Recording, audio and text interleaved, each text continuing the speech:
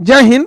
देखते हैं पिछले कुछ महीनों से अमेरिका पगला गया है। ट्रंप क्या क्या कर रहा है कोई ठीक नहीं है। आखिर ये इतना टेरिफ लगा क्यों रहा है, और चाइना और भारत पे टेरिफ लगा के तो ट्रंप उल्टा फंस गया है। हकीकत मायने में भारत अपने आप को विश्व के सामने अगले 20 साल में जितना ताकतवर दिखा सकता था, अमेरिका की जिद ने और ट्रंप के टेरिफ की वजह से भारत का महत्व उतना बढ़ गया है। अब पूरी दुनिया ये देख रही है कि एक चाइना था जो अमेरिका का मुंहतोड़ जवाब दे दिया, और एक भारत है जो अमेरिका के सामने डट कर खड़ा रहा। तो कई बार दाव उल्टा चल जाता है। लेकिन ये ट्रंपा पगलाया क्यों है, कई चीजें हैं, इसको समझते हैं एक एक करके, धीरे धीरे इसके कारण को समझ जाते हैं। पहला तो ये जो बाइडेन वगैरह के बाद यहाँ पर, क्योंकि इंडिया से जब ये जीता तो ऐसा लगा कि मतलब इंडिया से अब ये रिश्ते को थोड़ा खराब कर रहा है। उसका कारण देखिए, ये F-35 विमान बेचना चाहता है भारत को। ये विमान कभी गायब हो जाता है, कभी प्रशांत महासागर में गिर गया है, इंडिया में आया था तो उड़िए नहीं पाया था, इसको पता नहीं, इसको ठंडा मार दिया था, केरल में पड़ा हुआ था कंबल ओढ़ के बेचारा। तो बाद में इसको इंजीनियर ऐसा लगभग 1 महीना यहीं पड़ा था, तो भारत को बेच रहा था। तो भारत मना कर दिया कि ना, हम ना लेंगे। भारत अभी विचार कर रहा है Su-57 पे, हालांकि इसको भी फाइनल नहीं है, लेकिन रसिया से है। लेकिन अगर भारत पे को भरोसा करना होगा तो अमेरिका पे नहीं भरोसा करेगा, क्योंकि इस जहाज को उड़ाने के लिए एक्सप्रेस को वहां से दिया जाता है अमेरिका से। डेली एक कोड जनरेट होता है, बिना उसके कोड को फीड किए ये जहाज उड़ेगा नहीं। और लिमिटेशन अमेरिका चाह देगा कि आप इसको पाकिस्तान की ओर नहीं उड़ा सकते, तो अमेरिका से खरीद के भी वहां नहीं उड़ा सकते, तो हम काहे लिए खरीदेंगे इसमें।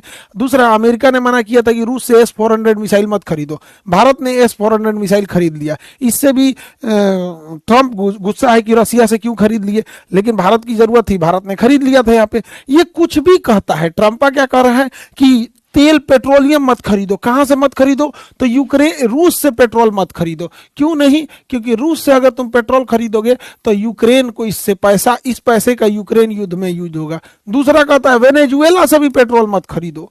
फिर कहता है ईरान से भी मत खरीदो, यमन से भी मत खरीदो। अरे चोट्टा कहीं का, तो खरीदेंगे कहां से, तो अब्बा के यहां से। तो ये इसकी मोनोपोली है। भारत मानता नहीं, भारत खरीदता है। अब भारत को पहले प्यार से समझा रहा था, भारत नहीं माना, तो ट्रंप ने टेरिफ लगा दिया तो भी भारत ने नहीं माना। अब तुम लगाइए दिए तो अब तो रूस से और खरीदेंगे, अब तो ईरान से और खरीदेंगे, अब तो डॉलर के जगह रुपया में खरीदेंगे। अब कौन चीज का डर, तुमने टेरिफ लगाइए दिया यहाँ पे। तो अगला चीजों को देखते हैं। यहाँ पर ये पगला क्या बोला कि अमेरिका ने जो टेरिफ लगाया है भारत के ऊपर वो ठीक किया है। जा भैया, जो हो तो नीचा सहानुभूति था ना, तो उन्होंने चौपट कर लिया तुम भारत को लेके। यहाँ पे देखिए, अमेरिका जो है इस पे कभी भरोसा नहीं किया जा सकता है। ऑपरेशन सिंदूर के दौरान बीच में बड़बड़ बोलता था कि मैंने सीज फायर करा दिया, ये करा दिया, वो करा दिया। हालांकि भारत सरकार ने बड़ा देर से रिप्लाई किया। इस वजह से एक बहुत मतलब एक अमेरिकी मीडिया और यूरोप की मीडिया ने यह दिखा दिया कि ट्रंप ने हस्तक्षेप किया। हालांकि जब बाद में भारत सरकार ने बताया था कि अमेरिका के ट्रंप ने कोई योगदान नहीं था, तो ये और बलबला गया यहाँ पर। और ऑपरेशन सिंदूर, ये तो बैला अपने आप से फील्ड मार्शल की उपाधि दिया। फील्ड मार्शल की उपाधि देना चाहिए। पहलगाम हमला जो हुआ था इसी ने कराया था, आसिम मुनीर ने यहाँ पे कराया था। अपने से इसने क्या कर लिया था, उपाधि दे लिया था। कई और चीजें देखिएगा इंडिया और ट्रंप के प्रशासन के बीच में हो रही है। इंडिया ने बिटकॉइन और क्रिप्टो करेंसी को बड़ा मतलब सप्रेस किया है, उतना आगे नहीं ले जाने दिया है। और इंडिया में बिटकॉइन उतना प्रचलन में अब नहीं रहा है। और बिटकॉइन में ट्रंप की फैमिली का एक बड़ा पैसा लगा हुआ है, तो ट्रंप को एक उसका भी गुस्सा है। यहाँ पर ट्रंप का एक गुस्सा अडानी के प्रति भी है कि जो हिंडनबर्ग की रिपोर्ट थी उससे अडानी को उतना लॉस नहीं हुआ जितना कि लॉस की उम्मीद की जा सकती। अडानी रिकवर कर गया, ये गुस्सा को भी लगता है इनको यही निकालना है। जबकि अगर यहां देखेंगे तो ट्रंप ने जब चाइना पे प्रतिबंध लगाया तो चाइना आत्मनिर्भर है। हथियारों के मामले में चाइना आत्मनिर्भर है, टेक्नोलॉजी के मामले में आत्मनिर्भर है, पैसे के मामले में आत्मनिर्भर है, खनिज संपदा के मामले में आत्मनिर्भर है। जिस वजह से चाइना इसका मुंह तोड़ जवाब देता है। अगर वो 100% लगाते हैं तो ये भी 100% लगाता है, ये 250 लगाते हैं तो वो भी 250 लगाता है। हमारे पास में डिपेंडेंसी अभी भी बहुत ज्यादा है। चाइना के पास रेयर अर्थ एलिमेंट है, सब कुछ ऐसे पदार्थ होते हैं जो बहुत कम मिलते हैं, और ऐसे पदार्थ बहुत ज्यादा जरूरत होते हैं, और इसका पूरा भंडारण चाइना के पास है। इन रेयर अर्थ मेटल का यूज कहाँ कहाँ होता है, तो जो माइक्रो प्रोसेसर्स होते हैं उनमें यूज होता है, जो इलेक्ट्रिकल व्हीकल्स है उनमें यूज हो जाता है, सोलर पैनल में हो जाता है, जाता है। सिलिकॉन वैली जो है अमेरिका का, माइक्रोसॉफ्ट हो गया, गूगल हो गया, जितने भी माइक्रोचिप बनते हैं, इलेक्ट्रॉनिक्स चीजें बनती हैं, ये जो स्टार लिंक लेके जा रहे हैं अंतरिक्ष में, सैटेलाइट बना रहे हैं, नासा का सैटेलाइट, इन सब में रेयर अर्थ एलिमेंट होता है। रेयर अर्थ एलिमेंट में चाइना ने प्रतिबंध लगा दिया, कहा अमेरिका टेरिफ लगाओगे तो हम तुमको देंगे नहीं। अब अमेरिका पगला गया यहाँ पर। इलोन मस्क का तस्ला, इसका तस्ला कैसे चलेगा, क्योंकि तस्लवा में तो लगेगा इसको सेमीकंडक्टर सिलिकॉन, अब वो चाइना देता है, तो चाइना कहा कि भैया तुम ब्रेकअप करो इससे। तो चुनाव के टाइम में ये दोनों के बीच में बड़ा अच्छा दोस्ती था, अभी ब्रेकअप हो गया क्योंकि इसके बड़बोलापन की वजह से। तो ये बड़ा चाइना ने इसका मुंह तोड़ जवाब दिया। अब चाइना की कंपनियों ने कहा कि भैया रियर अर्थ एलिमेंट जो है इतना हमारे पास ज्यादा संख्या में, ये हम बेचेंगे कहाँ, हमारा तो व्यापार बंद होगा। तो चाइना ने कहा एक काम करो, ये तुम इंडिया को बेचो। तो भारत को अब देखिएगा रियर अर्थ एलिमेंट मिलेगा। आने वाले 2 से 3 महीने में आप देखिएगा भारत में सेमीकंडक्टर धड़ल्ले से बनने लगे हैं। भारत में देखिएगा माइक्रो प्रोसेसर, चिप, ये सब बहुत तेजी से बनेंगे, और ये चीज ये अमेरिका को इससे लॉस लगेगा। तो चाइना ने इस पे बड़ा बेहतरीन ढंग से काम किया। हालांकि ट्रंप का जो सबसे मेन गुस्सा का कारण है वो ब्रिक्स देश है। ब्रिक्स देश शुरुआत में 5 देशों का संगठन था, ब्राजील, रसिया, इंडिया, चाइना, साउथ अफ्रीका। ये शुरुआत में 5 देशों का संगठन था, अभी और बढ़ते गया है। ब्रिक्स देश जो है ये डॉलराइजेशन, डी डॉलराइजेशन की ओर बढ़ रहे हैं, जो ट्रंप का सबसे बड़ा गुस्सा का कारण है। और इनका R5, अब एक एक करके समझिए, ये एक नई मुद्रा लाना चाह रहे हैं जिसका नाम होगा R5। R5 करके मुद्रा लाएंगे, अभी इसका नाम पूरा डिसाइड नहीं है, इसलिए शुरुआत में इन्हें R5 के नाम से जानते हैं हम लोग यहाँ पर, और किसी और क्लास में आपको रीजन बता देंगे R5 क्यों कहते हैं।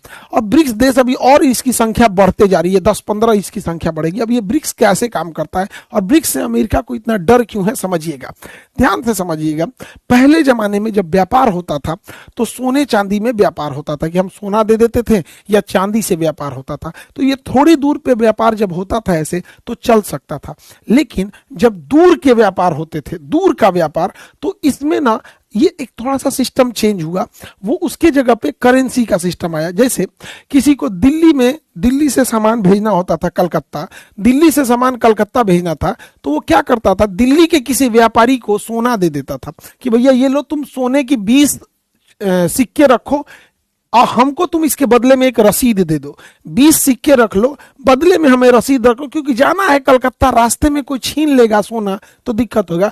रसीद रख दो हमको, ये रसीद दे देना, ताकि वहां वो रसीद दिखा देंगे। अगर हम वो रसीद जिसको जमा करेंगे वो इंसान तुमसे आके 20 सोने का सिक्का या चांदी का सिक्का ले लेगा। तो ये रसीद का आदान प्रदान होता था कि हम कहीं जाते थे, सोना का सिक्का रखते थे, बदले में रसीद लेते थे, रसीद से व्यापार हो जाता था। धीरे धीरे वो जो सोना का सिक्का रखने की व्यवस्था थी वो हम व्यापारी की जगह ना रख के बैंक में रखने लगे। अब बैंक उस सोना के बदले हमें रसीद देने लगा कि हाँ भैया ये रसीद लीजिए। तो अब जब से बैंक जब आ गया तो इसमें क्या हुआ कि अगर हमें किसी को सोना का 20 सिक्का देना है मद्रास में ले जाके, केरला में ले जाके, तो हम ऐसे नहीं देते थे, बल्कि बैंक को रख देते थे, ये लीजिए 20 सोने के सिक्के, बदले में हमें रसीद दीजिए। केरला में गए, मसाला खरीदे, उनको 20 सोने का सिक्का ना देके वही रसीद दिए, क्योंकि यह बैंक जो मेरे यहाँ पटना में है वही केरला में भी है। तो ये बैंकिंग सिस्टम ऐसे ऐसे आने लगा। इसी बीच जब प्रथम विश्व युद्ध हुआ और द्वितीय विश्व युद्ध हुआ, इन युद्धों के बीच में पूरी दुनिया में सारे लोगों ने आपस में बहुत भीषण लड़ाइयां हुई थी। तो सोना जो रखा गया था, ज्यादातर सोना जो रखा गया था वो ब्रिटेन से शिफ्ट होकर अमेरिका में जाने लगा। अमेरिका ने कहा हमारे बैंक में सोना रख लो, बदले में हमसे रसीद ले लेना। तो पूरी दुनिया ने अपना सोना रखा अमेरिका में, बदले में अमेरिका ने उन्हें रसीद दे दिया कि इसी रसीद से तुम व्यापार करना। तो सबसे ज्यादा सोना किसके पास आ गया? अमेरिका के पास आ गया, और पूरी दुनिया अपना सोना रखने लगी अमेरिका के पास। बदले में अमेरिका एक रसीद देता था कि ये रसीद जब आप हमको दिखाइएगा, ये रसीद हमको दिखाइएगा, बदले में अपना सोना लेके चले जाइएगा। जब फर्स्ट वर्ल्ड वार हुआ और सेकेंड वर्ल्ड वार हुआ, पूरी दुनिया की अर्थव्यवस्था तबाह हो गई, बर्बाद हो गई, और सबका सोना रखा हुआ था कहां पर? अमेरिका में। और अमेरिका सुपर पावर आया, एटम बम वगैरह था तो सुरक्षित भी रखा था। एक दिन अमेरिका के राष्ट्रपति निक्सन ने पगलाया, और निक्सन ने पगलाया, कहा कि जितना लोग अपना अपना रसीद रखे हो ना, ये रसीद रखे रहो, हम सोना वापस नहीं करेंगे। सबका सोना हड़प लिया, सबका सोना हड़प लिया और सबको रसीद दे दिया। उहे रसीदवा लेके घूम रहे हैं लोग जिसको कहते हैं डॉलर। वही है डॉलर। अब हमारी मजबूरी है, हम ये डॉलर इसको देते हैं, यही डॉलर इसको देते हैं, ये डॉलर इसको देते हैं, तो डॉलर आपस में घूम रहा है। लेकिन अगर ये पूरी दुनिया के लोग इस डॉलर को छोड़कर पूरी तरह अमेरिका को चल गए और कहे कि ते अपना डॉलर पकड़, हमरा सोना दे, तो अमेरिका दे नहीं पाएगा। इसलिए अमेरिका को जिंदा रखने के लिए डॉलर को जिंदा रखना पड़ेगा। अमेरिका नहीं चाहता है कि कोई डॉलर को रिसीव करने से मना करे, इसलिए वो पूरी दुनिया को कहता है कि डॉलर में यूज करो। क्योंकि डॉलर अगर कोई नहीं लेगा, डॉलर जैसे हमको श्रीलंका का 1 लाख रुपया आ जाएगा, इंडिया में कोई श्रीलंका का 1 लाख रुपया नहीं लेगा, तो हम श्रीलंका में वापस करेंगे, ले पैसा। इसीलिए अमेरिका चाहता है कि डॉलर जब तक चलते रहेगा कोई अमेरिका की ओर वापस नहीं आएगा, और जो डॉलर पे उंगली उठाता है अमेरिका उसको बर्बाद कर देता है। सद्दाम हुसैन उठाए थे, बर्बाद कर दिया। लीबिया में मुअम्मर गद्दाफी उठाए थे, बर्बाद कर दिया। सीरिया में बशर अल असद उठाए थे, बर्बाद कर दिया। यमन में शेख अब्दुल्ला सालेह, बर्बाद कर दिया। होस्नी मुबारक, बर्बाद कर दिया। ईरान ने उठाए थे, तबाह कर दिया ईरान को। तो अमेरिका को है कि हमारा डॉलर से छेड़छाड़ नहीं होना चाहिए। लेकिन ब्रिक्स देश वालों ने कहा कि एक काम करते हैं, अकेले अकेले नहीं लड़ते हैं, अकेले अकेले नहीं लड़ते हैं, हम लोग आपस में ब्रिक्स देश में रसिया है, चाइना है, इंडिया है, साउथ अफ्रीका है, ब्राजील है। शुरुआत में इन देशों ने कहा कि भैया हम जब 44% जीडीपी रखते हैं तो हम अपना व्यापार डॉलर में नहीं करेंगे, हम अपना एक नई मुद्रा लाएंगे। और 2029 तक संभवतः ये अपनी मुद्रा लाने वाले हैं। ट्रंप को इसी से डर है कि अगर ये अपनी मुद्रा ला देंगे, R5 ला देंगे, तो लोग डॉलर को यूज करना कम कर देंगे। धीरे धीरे जब लोग डॉलर को यूज कम करने लगेंगे और लोग R5 पे शिफ्ट होंगे, तो डॉलर वेस्ट पड़ा रहेगा, फालतू पड़ा रहेगा। तो लोग कहेंगे ये डॉलर लेके अमेरिका के पास है, डॉलर रखो और सोना दो, अमेरिका दे नहीं पाएगा। अमेरिका का मेन डर यही है। तो डी डॉलराइजेशन के ऊपर बहुत तेजी से वर्क हो रहा है। हालांकि हमारी अमेरिका के प्रति डिपेंडेंसी ज्यादा है। हमारा एविएशन इंडस्ट्री, हमारी लड़ाकू जहाजें सब विदेशों से ही आई हैं, चाहे फ्रांस हो, ब्रिटेन हो, अमेरिका हो या कहीं से भी। हमने तेजस बनाया भी तो उसका अपना इंजन नहीं बना पाए हैं। ये जो सवारी वाली जहाजें आती है इस पे डोमिनेट है, या तो अमेरिका की बोइंग है या फिर एयरबस है यूरोप का। चाइना अपना खुद का बना लिया है, रसिया का अपना खुद का है। हम लोग इसमें बहुत पीछे हैं। हेलीकॉप्टर ना सवारी वाला और ना ही लड़ाई वाला हम लोग इसमें नहीं बना पाते। इस वजह से अमेरिका की डिपेंडेंसी है। और ऐसे समझिए कि जो ईरान के राष्ट्रपति मारे गए थे ना, वो भी अमेरिका का हेलीकॉप्टर था। तो बड़ा अमेरिका पे ज्यादा भरोसा नहीं कर सकते। हालांकि हम लोगों ने बहुत हद तक कई चीजों को डेवलप किया है जो पूरी दुनिया के सामने एक रोल मॉडल है। जैसे डिजी लॉकर, हम सबको कहते हैं, जितने स्टूडेंट हैं सारे लोग डिजी लॉकर यूज किया कीजिए। अपना इसमें ड्राइविंग लाइसेंस, अपना मार्कशीट यूज कर लीजिए, आधार कार्ड रख लीजिए, पैन कार्ड रख लीजिए। आपके मोबाइल में एक एप्लीकेशन आता है डिजी लॉकर। जो एयरपोर्ट पे जाते होंगे उन्हें लाइन नहीं लगना होगा, डिजी यात्रा, ना टिकट दिखाना ना कुछ। एक बार लॉग इन करके इसमें फेस दिखा दीजिए, आपके चेहरे से ही देख लेगा और बता देगा कि आपका किस जहाज में फ्लाइट है, आपकी फ्लाइट कहां पे, मतलब सारा चीज आपका चेहरा देख के ही बता देगा, डिजी यात्रा। तो जो लोग फ्लाइट यूज करते हैं उन्हें समझ में आता होगा। आधार से आजकल इतनी चीजें लिंक हो गई हैं। हम लोग का तो दुनिया में सबसे बेहतरीन है आपका यूपीआई, इससे बेहतरीन है नहीं। तो मतलब पूरी दुनिया में इससे फास्ट और इतना स्मूथ यूपीआई ऐसा कुछ भी नहीं है। तो ये हम लोगों ने बनाया है, तो ये हम लोग की पहचान है। लेकिन कहीं ना कहीं हम लोग की डिपेंडेंसी अमेरिका पे आ जाती है, यहीं आके हम लोग फंस जाते हैं। जैसे अगर हम डिपेंडेंसी देखेंगे गूगल की, तो गूगल की चाल समझिए। गूगल जो है ना अपनी जाल में कैसे फंसाया है। तो गूगल ना सबसे पहले नोकिया को खाया, क्योंकि नोकिया मोबाइल चलता था सिम्बियम नाम के सॉफ्टवेयर पे। इसने सिम्बियम को उड़ा के एंड्रॉइड लाया। तो सिम्बियम बटन वटन वाला था, सांप वाला गेम खेलते थे हम लोग, लेके एंड्रॉइड पर। अब जैसे आप एंड्रॉइड खरीदेंगे तो इस एंड्रॉइड को स्टार्ट करने के लिए गूगल अपना एगो मेल बनवाएगा, जीमेल।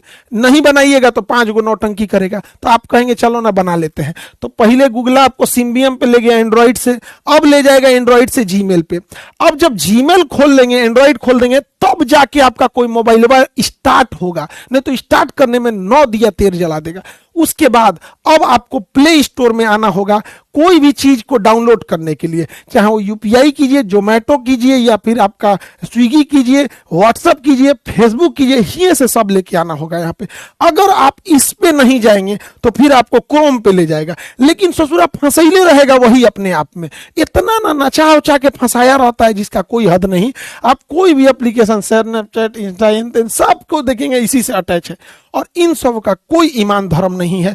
कब पलट, हम ही नहीं कर रहे हैं कि आज ही खत्म कर देगा, लेकिन रसिया में इसने रोक लगा दिया था, रसिया में ही सब रोक लगा दिए थे। खुगला कितना है आप ऐसे समझिए कि हम लोग जिस देश में जन्म लिए उस देश के गली मोहल्ले को गूगल मैप को पता है कि कौन रास्ता दाहिने जाता है, कौन रास्ता बाएं जाता है, किस हद तक पेनिट्रेट किया हुआ है। और आप समझिए अगर ये सब जो होते हैं ना बड़ा सॉफ्ट गेम खेलते हैं। कुछ साल पहले व्हाट्सएप एक अपडेट लाया था पेमेंट को लेके, कुछ लोगों ने कहा हम नहीं करेंगे, कुछ लोगों ने कहा कि हम टेलीग्राम पे शिफ्ट होंगे, लेकिन सबसे करवा लिया। ये जो बात आप सुन रहे हैं ना, अभी जो वीडियो देख रहे हैं, ये भी गूगल के यूट्यूब पर चल रहा है यहाँ पे। तो टू मच डिपेंडेंसी अच्छी चीज नहीं होती है, हमें स्वयं के उस पर जाना चाहिए। हालांकि हमें इसे वर्स्ट कंडीशन के लिए रेडी रहना चाहिए, क्योंकि कोई भी चीजें बता के नहीं आती है। किसी को पता था कि ट्रंप ऐसा टेरिफ लगाएगा, और अंग्रेजों का कोई भरोसा नहीं है। जलियांवाला बाग में हत्याकांड करके जनरल डायर को इनाम देने वाले थे सब। यहाँ की अंग्रेजों का कोई वो नहीं होता है। इंग्लैंड की महारानी हमारे यहाँ सोन चुरा के माथा में पहनले हैं कोहिनूर हीरा। अब देखिए इसमें आजकल सोशल मीडिया क्या कर रहा है। फेसबुक अमेरिका का है, श्रीलंका को तबाह करने में फेसबुक का बड़ा योगदान था। वो हम अलग टॉपिक पे बता सकते हैं, कभी वीडियो बना देंगे कि श्रीलंका को कैसे फेसबुक ने डुबाया। अगर बात करते हैं टेलीग्राम को, तो टेलीग्राम रसिया का है। यहाँ पे टेलीग्राम में बांग्लादेश को तबाह करने में सबसे बड़ा योगदान टेलीग्राम का था। आज अगर किसी को ब्लैकमेल करना है तो टेलीग्राम आता है। किसी भारत में किसी महिला का फोटो एआई से बना के उसको अश्लील बना देगा, वल्गर बना देगा, उसको टेलीग्राम से धड़धड़ा के फैला देगा। यहाँ पे रोकते रोकते रोकते रोकते सरकार पागल हो जाएगी। तो इस पे गवर्नमेंट को नकेल कसने की जरूरत है। हमारा अपना रहता है तो अपने हिसाब से कंट्रोल किया जा सकता है। कहने का मतलब यही है, हमें आत्मनिर्भर बनने की जरूरत है। अभी नेपाल में देखिए ये जो सोशल साइट है, हालांकि नेपाल में इन सोशल मीडिया के बैन होने से बवाल नहीं हुआ है, मेन बवाल हुआ है करप्शन की वजह से। ये तो एक तात्कालिक कारण था यहाँ पर इसका। अब अगर ट्विटर को देखिएगा, ये अमेरिका का है, सारा पॉलिटिक्स ट्विटर पे होता है। मोदी जी ने ये ट्वीट किया, फलाना आदमी ने ये ट्वीट किया, तो ये भी किसका है, विदेश का ही चल रहा है यहाँ पे। तो ये सबको देखिए, अपना रहने से क्या फायदा होता है। आपको एक छोटा सा एग्जांपल दिखाते हैं। ट्रंप ने चाइना पे प्रतिबंध लगाया, चाइना पे टेरिफ लगा दिया। तो टेरिफ लगाने की वजह से अमेरिका को लगा कि वाह वाह टेरिफ है, लेकिन इन्होंने अपने देश में एक गड्ढा खोद रखा था ट्रंप ने, और मोदी जी ने 2020 में टिकटॉक को बैन कर दिया था, और इन लोगों ने टिकटॉक को बैन नहीं किया था। अब देखिए अपना सोशल मीडिया का फायदा क्या होता है। टिकटॉक चूंकि चाइना का है, तो चाइना के लोगों ने टिकटॉक पर वीडियो बना बना के उस वीडियो को अमेरिका तक पहुंचा दिया, और अमेरिका में जो भी लग्जरी ब्रांड बिकते थे, जो वहां पे जूता बिकता था 3 लाख का, चाइना वालों ने टिकटॉक पे वीडियो बनाया, कहा कि देखो यही जूता तुम्हारा 3 लाख का हमारे यहाँ 10,000 में बिकता है। लुई विटॉन का जो कपड़ा तुम 5 लाख का खरीदते हो, हमारे यहाँ 5,000 का मिलता है। तो एक ट्वीट टिकटॉक से चाइना ने घुटना पे ला दिया जितने बड़े बड़े ब्रांड थे, आपने देखा होगा टिकटॉक से। तो चाइना के पास ये था। तो हम लोगों को भी शुरुआत करने की जरूरत है, धीरे धीरे होगा, अचानक से चीजें नहीं चेंज होगी। ये बात मानते हैं कि आज अगर हम जीमेल की जगह भारत मेल लाएंगे तो धीरे धीरे पहुंचेगा, लेकिन उसका भी तरीका है। हम लोग ये कह दे, भारत सरकार ये ला दे कि जो जीमेल के जगह भारत मेल यूज करेगा, उस मेल को पुलिस में या कोर्ट में साक्ष्य के रूप में माना जाएगा। तो एक थोड़ा सा उसकी ओर लोगों का झुकाव रहेगा। दूसरा ये कहा जा सकता है कि जो भारत मेल यूज करेगा उसका कोई ट्रैकिंग नहीं होगा, उसको मतलब कोई पैरेलल लिसनिंग नहीं हो सकती। धीरे धीरे कुछ फैसिलिटी बढ़ाएंगे तो धीरे धीरे शिफ्ट होंगे, अचानक से नहीं शिफ्ट हो सकता है। लेकिन जरूरत है हम लोग को हमारा अपना सोशल मीडिया होने का। अमेरिका का कोई भरोसा नहीं कर सकते थे, जो कभी गले लगता था किसी को पता था कि टेरिफ लगा देगा। ऑपरेशन सिंदूर के तरह में यही अमेरिका ने आईएमएफ के थ्रू पाकिस्तान को लोन दिला दिया। किसी को कोई भरोसा नहीं कर सकते अमेरिका का, इसलिए हमें आत्मनिर्भर बन के रहने की जरूरत है। बुरा वक्त बता के नहीं आता है, हमेशा हम लोग को तैयार रहने की जरूरत है। अमेरिका पे आप क्या भरोसा कर सकते हैं, ये H1B वीजा रोक दिया। सुंदर पिचाई गूगल के हैं, बताइए ऑपरेशन सिंदूर के समय इनके मुंह से एक बात सुने हैं कि पाकिस्तान ने गलत किया, ये नहीं करना चाहिए, एक को बात ही नहीं बोले होंगे यहाँ पर। ये सबका पूरी तरह से कंट्रोल करके रखा है सर। यही अमेरिका है जो वीजा नहीं दिया था नरेंद्र मोदी को जब ये गुजरात के मुख्यमंत्री हुआ करते थे। तो उस समय प्रकाश जावड़ेकर से एक मीडिया वाले ने पूछा था कि अमेरिका ने मोदी जी को तो वीजा ही नहीं दिया था। तो इन्होंने कहा था कि चुनाव में 2014 का वोट देने भारत के लोगों को आना, अमेरिका के लोगों को नहीं। तो सोचिए अमेरिका जो वीजा रोक सकता है एक सिटिंग चीफ मिनिस्टर का, बाद में वीजा नहीं दिया, बाद में प्रधानमंत्री बन गए तो मोदी जी को ले जाकर पिज्जा खिला रहा था। पिज्जा नमस्ते ट्रंप किया, यही नमस्ते मोदी नमस्ते ट्रंप, अब यही टैरिफ लगा दिया। इनका कोई भरोसा नहीं हो सकता है। ये वही अमेरिका है जो भारत को क्रायोनिक इंजन नहीं दिया था ताकि हमारा चंद्रयान या ये सब मिशन डिले हो सके, तो हम लोग को 20 साल का इंतजार करना पड़ गया था। 1990 में ये रोक दिया था, हम लोग को बनाते बनाते 2005 2010 आ गया, तब जाके क्रायोनिक इंजन बना। यही अमेरिका ने रोका था। यही वो अमेरिका है जिसने पाकिस्तान को पैटर्न टैंक दिया था। यही वो अमेरिका है जिसने सेवर जेट दिया था। यही वो अमेरिका है जो 7वां बेड़ा ले आया था। यही वो अमेरिका है जो भारत में परमाणु बम मारने के लिए आया था। यही वो अमेरिका है जो इंदिरा गांधी को परमाणु बम बनाने नहीं दिया। ये वही अमेरिका है जिसने अटल बिहारी वाजपेयी ने जब परमाणु बम बनाया था तो भारत पे प्रतिबंध लगा दिया था। हम कैसे भरोसा कर ले इस अमेरिका के ऊपर। ये वही अमेरिका है जब कारगिल की लड़ाई लड़ रही थे तो हमारे सैनिकों को यह नहीं समझ में दिख नहीं रहा था कि दुश्मन कहां बैठे हैं, तो इसी अमेरिका से मांगा गया था जीपीएस का सिग्नल दे दो, तो जीपीएस नहीं दिया था, सैटेलाइट नहीं दिया था, तो भारत को अपना सैटेलाइट बनाना पड़ा था। ये वही अमेरिका है जब 70 के दशक में हम लोग को गेहूं की जरूरत पड़ी थी तो इसने गेहूं भेजा था। जब गेहूं आया तो पता चला कि सुअर को खाने वाला गेहूं इसने भारत को भेज रखा है। ये वही अमेरिका है जहां पे अगर याद कीजिए तो IC-814 हमारा विमान हाईजैक हुआ था और हमारे विमान हाईजैक को ये कंधार लेके गए थे सब तालिबान की मदद से। ये वही अमेरिका है जिसने तालिबान से 20 साल लड़ाई लड़ा था। आज तालिबान से बैठ के हम आपस में टेबल टॉक करता है। अमेरिका पे आप कभी भरोसा नहीं कर सकते। ये वही अमेरिका है जब लॉकडाउन लगा था, कोरोना के टाइम लगा था, तो भारत एक ऐसा देश था जिसने पूरी दुनिया को वैक्सीन दिया था। लेकिन ये वही अमेरिका है जो भारत से वैक्सीन लेने के बावजूद भारत को दी जाने वाली सिरिंज और बहुत सारे मेडिकल इक्विपमेंट पे प्रतिबंध लगा दिया था। यह बात हकीकत है कि गूगल जैसी बड़ी कंपनियों को अपना प्रॉफिट दिखता है, लेकिन क्या अमेरिका पे भरोसा किया जा सकता है? क्या हम अपने 140 करोड़ लोगों को गूगल के रहमो करम पे छोड़ सकते हैं?